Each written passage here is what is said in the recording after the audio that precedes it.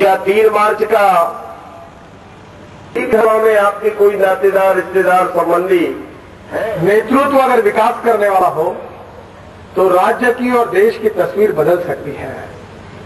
नेतृत्व के साथ दूसरी महत्वपूर्ण बात चाहिए, नेतृत्व को विश्वसनीयता चाहिए। नेतृत्व और विश्वसनीयता के साथ तीसरी बात जो चाहिए वो विकास की दृष्टि चाहिए। मैं अक्सर एक बात कहता हूं कि you can donate I but you can not donate vision. आप आंखें दान कर सकते हो पर विकास की दृष्टि दान नहीं कर सकते। विकास के दृष्टि के साथ निर्णय करने की क्षमता चाहिए, और निर्णय करने की क्षमता के साथ सबसे महत्वपूर्ण चीज अगर कोई आवश्यक है तो वो ये है कि समाज और देश के साथ कटिबद्धता चाहिए, कमिटमेंट चाहिए। अगर ये बातें होगी तो राज्य का चित्र बदलने के लिए समय नहीं लगता। और मैं आप सबको विश्वास के साथ ये बात इसलिए कह सकता हूं कि मैं भी महाराष्ट्र में मंत्री था और सरकार से मैंने केवल 5 करोड़ रुपए लिए, और हिंदुस्तान के इतिहास में मैं पहला ऐसा मंत्री हूं कि जिसने 4000 करोड़ रुपए आपके जैसे पब्लिक से खड़े किए, और 2.5 साल में 8000 करोड़ रुपए के काम मैंने पूरे किए। आज उत्तर प्रदेश में सब कुछ है, इतिहास, विरासत, संस्कृति उत्तर प्रदेश की महान है।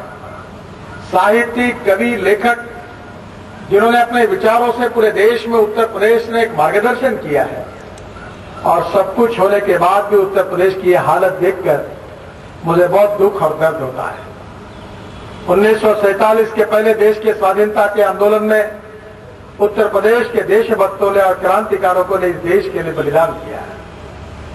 बहनों और भाइयों, पंडित जवाहरलाल नेहरू देश के पहले प्रधानमंत्री बने और उन्होंने कहा कि हम गरीबी दूर करेंगे।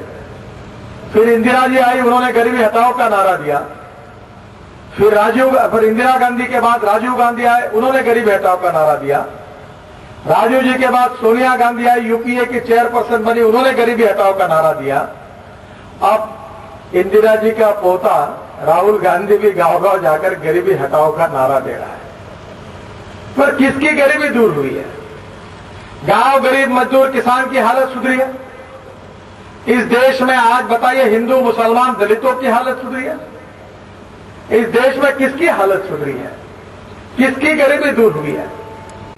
कि कांग्रेस पार्टी के नेताओं की, कार्यकर्ताओं की, समाजवादी पार्टी के नेता और कार्यकर्ताओं की, और बहुजन समाज पार्टी के नेता और कार्यकर्ताओं की गरीबी दूर हुई है, आम आदमी की गरीबी दूर नहीं हुई। मुलायम सिंह जी की चिंता ये नहीं है कि उत्तर प्रदेश के गांव गरीब मजदूर किसानों का भला कैसे हो।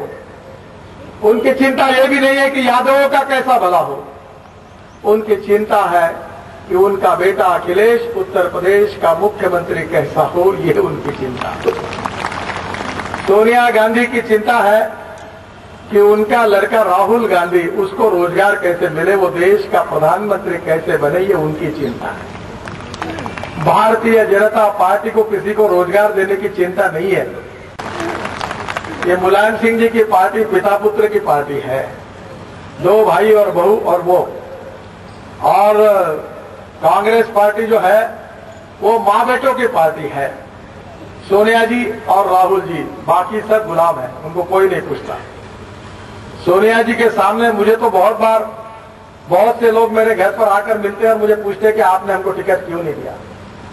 ये पूछ सकते हैं, पर सोनिया जी के घर में जाकर मुख्यमंत्री भी जाकर पूछ नहीं सकता कि ऐसा क्यों हुआ, क्योंकि भारतीय जनता पार्टी का पॉलिटिकल कैरेक्टर, कल्चर अलग है। हम एक डेमोक्रेटिक पार्टी है। क्या निरपराध लोगों की हत्याएं होती रहेगी? विधायकों के उनके विरोध में उनको पिटाई होती रहेगी?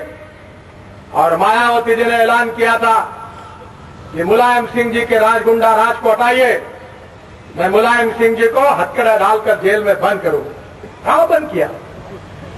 कुछ नहीं किया। और आज आप सब लोगों ने उस समय मुलायम सिंह जी के गुंडा राज को हटाने के लिए मायावती जी का साथ दिया। क्या हुआ?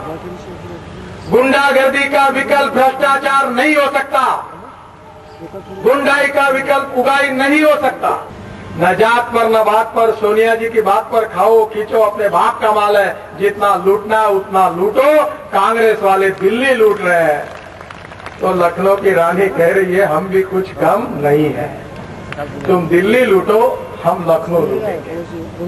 वो एक गाना था हिंदी सिनेमा में आया था, मैं तो आई हूँ यूपी बिहार लूटे। हमारा संविधान आरक्षण धर्म के आधार पर आरक्षण को मान्य नहीं करता, उसके बावजूद भी कांग्रेस पार्टी और मुलायम सिंह जी कह रहे कि 18% आरक्षण मुसलमानों को दें। पहला और भाइयों, 50% से ऊपर आरक्षण की मर्यादा नहीं बढ़ सकती है। अगर वो बढ़ानी है तो संविधान में संशोधन करना होगा, और संविधान में संशोधन करना होगा तो पार्लियामेंट में 2/3 मेजोरिटी लगेगी। न कांग्रेस पार्टी के पास है, न समाजवादी पार्टी के पास है। तो आप मुझे बताइए, संविधान संशोधन हो नहीं सकता तो आरक्षण की मर्यादा बढ़ नहीं सकती।